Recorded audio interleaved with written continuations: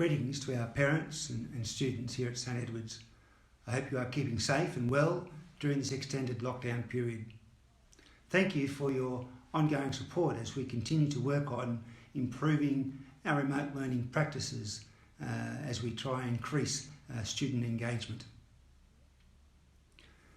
Our school is serious about learning. We are a bunch of committed educators seeking to find the best possible learning pathway for the students in our care. Even during this lockdown, our teachers have been working around the clock in collaboration with each other, with parents and students, to design lessons relevant to the needs of our students. It is this dedication that has put our school in the top 8 non-government primary schools right across Australia. Our student learning program is target-driven, it's goal-focused and guided by our data analysis. We use specific benchmarks to guide our decision-making. Now, benchmarking is a process by which we compare our own practices and results to those of students in other settings. By finding out what benchmark the child is at enables us to decide the next steps for intervention and instruction. We decide on what changes need to be made to the student's learning. Now, some of these benchmarks are national and internationally based. You would be familiar with your child's PM benchmark level. At St Edward's, we aim to have our students reading at level 8 by the end of kinder and level 22 by the end of year 2.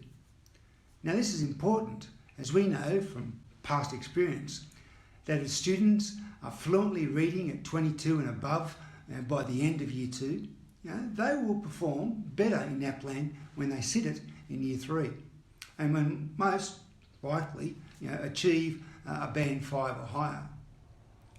The use of benchmarks help gauge our students' learning performance, and with the co-planning, co-teaching, co-assessing and co-evaluation cycle approach that our school uses, our student results continue to increase over the years.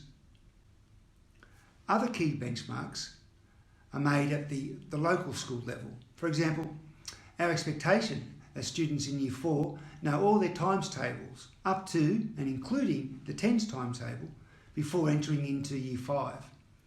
Now, this is important because in Years 5 and 6 they'll be moving on to more complicated concepts, such as multiplying and dividing using 4-digit numbers, plus problem solving involving fractions and percentages.